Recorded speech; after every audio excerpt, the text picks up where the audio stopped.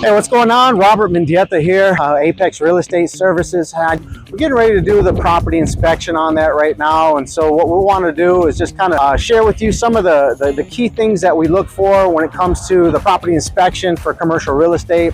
And some of the things that we look for when it comes to properties that are maybe a little bit older. The property is roughly about 2,300 square feet and was built in 1985. It's in the city of San Bernardino.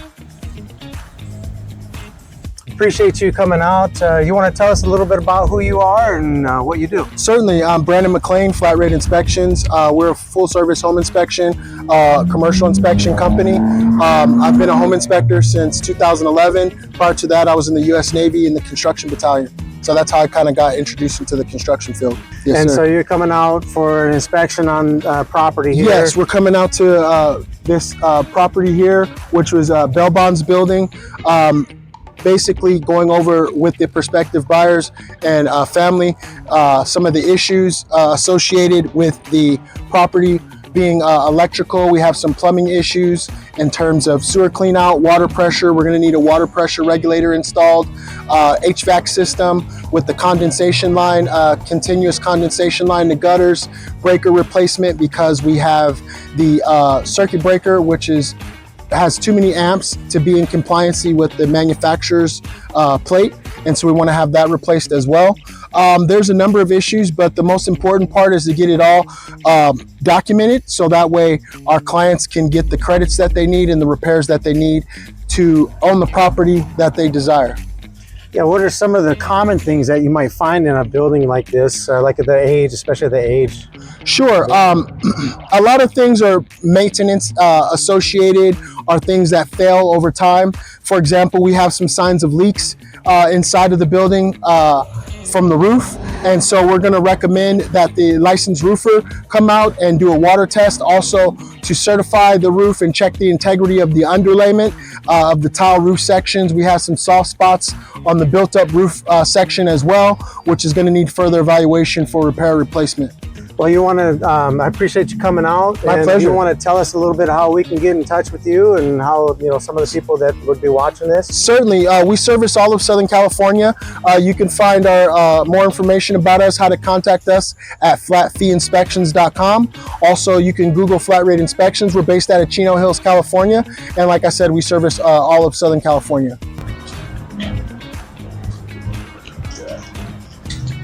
So I was just saying that the fire extinguisher is expired, and with commercial real estate, any real estate really properties, you want to have up-to-date fire extinguisher. But more importantly, with the commercial properties, is that the fire marshal needs to have this inspected and checked off annually. So I recommend that be done. And it has here actually on the tag, it says annual maintenance performed. The last one we performed was in 2020, so it's 2025 now. This tag doesn't even have the year 2025 on it, so definitely need to have this updated.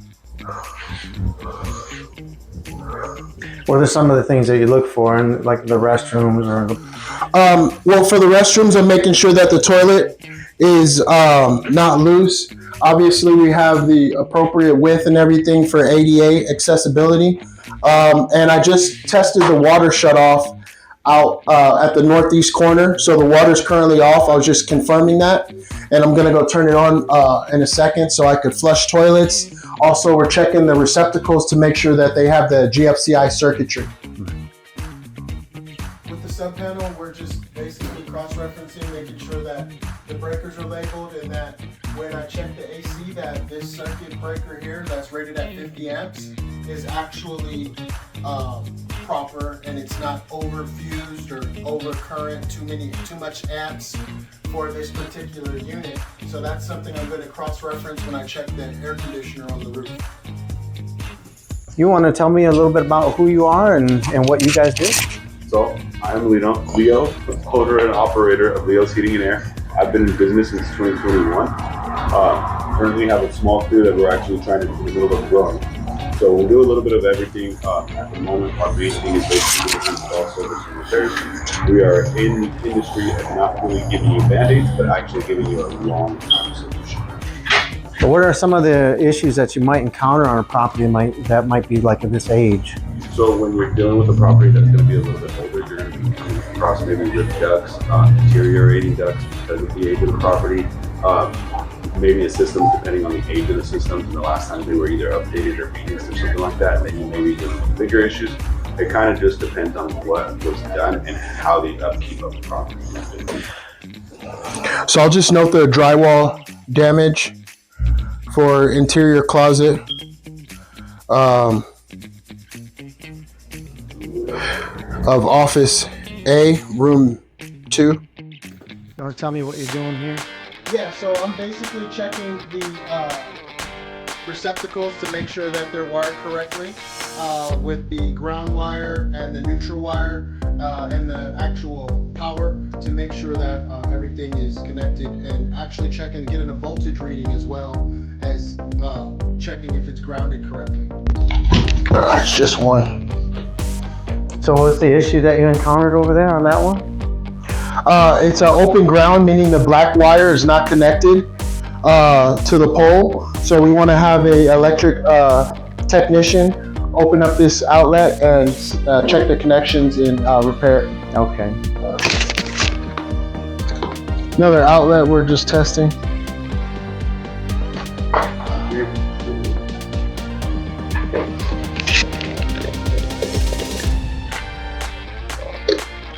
Brandon, what's going on over here? What you looking at? So we have our electric water heater, which you still would like to see some strapping with the electrical water heater. With the gas water heater, it's very important, but it's still important nonetheless with the electrical water heater.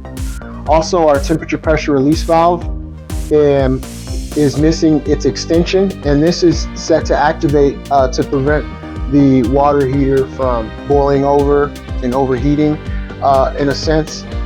Also, we have this line here, the hot water line to our water heater, which basically we want a steady flow, no kinks.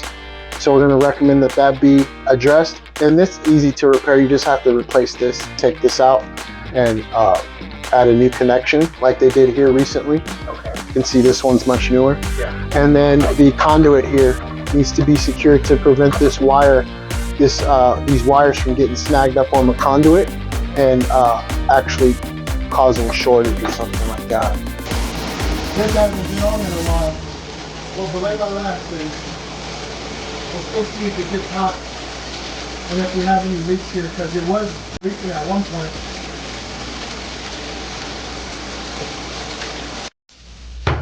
Hey, so Brandon, I'm curious. Do you have like a moisture meter that you use? Yes, like I have a moisture meter and I have an IR camera to see if we have any infrared water,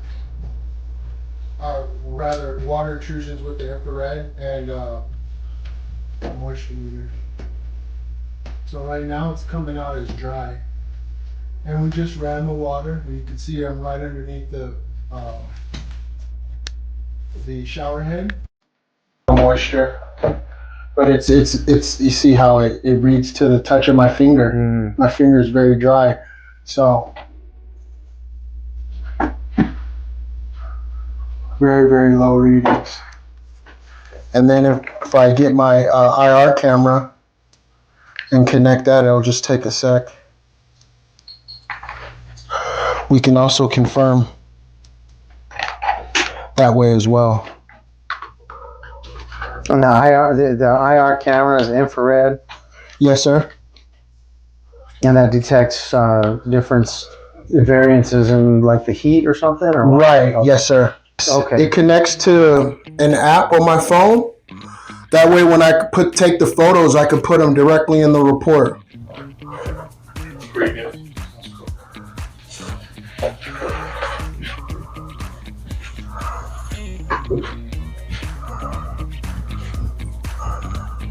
See there? See that? Okay. So it's showing red. Yeah, because the red part was because I was running hot water Okay. to contrast the two.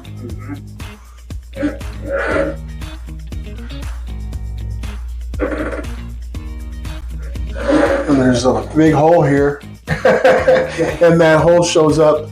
That hole shows up on the IR. See how strong that is? Oh, okay. See the hole right here? Is that an indication that there's existing moisture, or is that a... No, that's heat. So it's just, there's no insulation. It's just a hole in the wall, and that heat is piercing through the wall there, and it's picking up on the IR camera. So you have the faucet head here. You see my hand, it's all glowing. Yeah. And then that hole right there, but there's no, so if we saw like a deep purple, you see like how we see the purple right here? Yeah.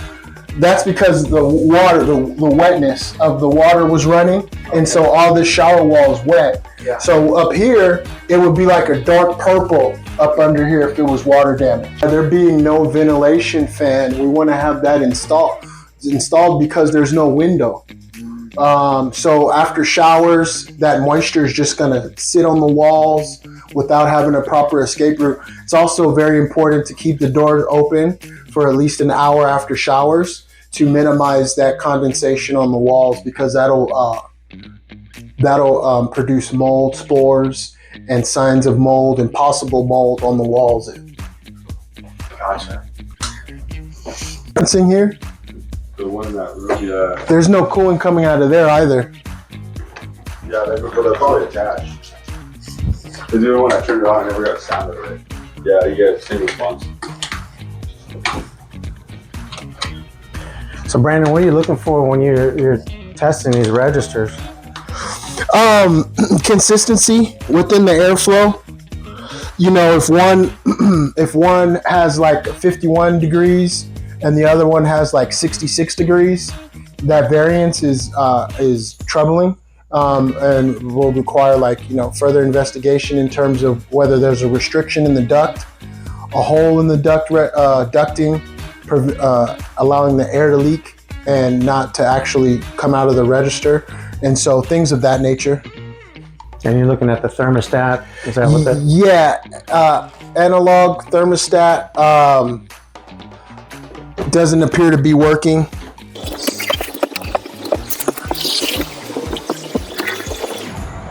There's some soft spots on the roof here.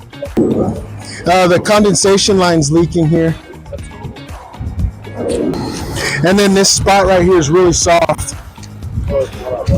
Yeah, you see that?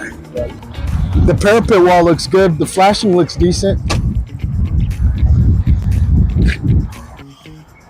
So we have soft spots on the roof here, indicating prior water damage. And we do have a condensate line, which is dripping water right next to the soft spots. So we're going to recommend that be professional assessment by a licensed roofing contractor to determine the extent of the damage and implement appropriate repairs and restore the roof integrity.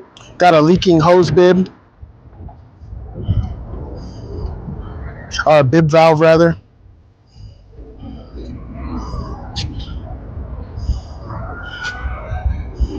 Here, get this one open so I can get a photo. Yeah, I was saying the slider's inverted. So normally if the lock didn't work, you would have to put a stick in the door. But because it's inverted, you would have to put the stick on the outside, right? Which is not logical. True. No. And so fortunately we got the security gates, or else this would be prone to unauthorized entry. Yeah. Because then someone could get a flathead and pop the door off the track, and then enter the facility, the office building. But it's also bad for the frame when the sliding glass door is reversed, because what happens is you don't get as tight of a air seal, and the frame's more susceptible to leaks. Okay.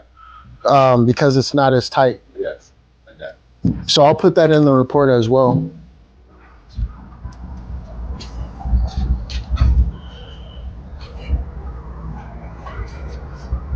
Pressure here.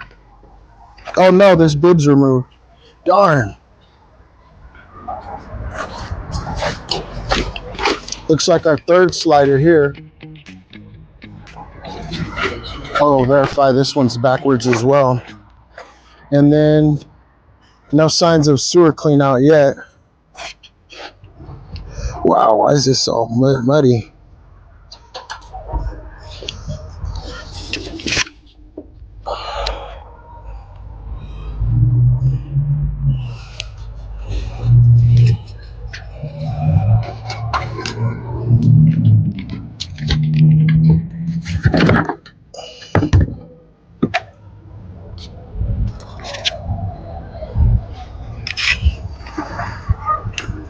Maybe there was a leak before.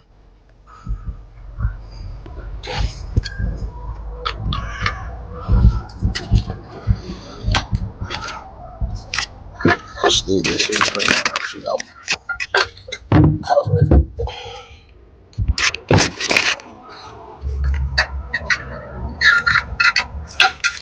This one's missing. Sure, outside looking for, well, currently I'm going to get a photo of this exterior receptacle, which is missing its cover plate.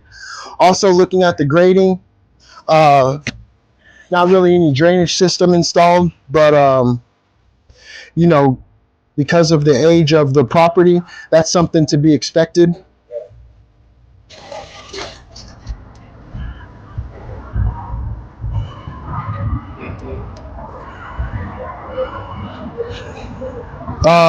Grading, any signs of horizontal or large vertical cracks to the structure, things of that nature.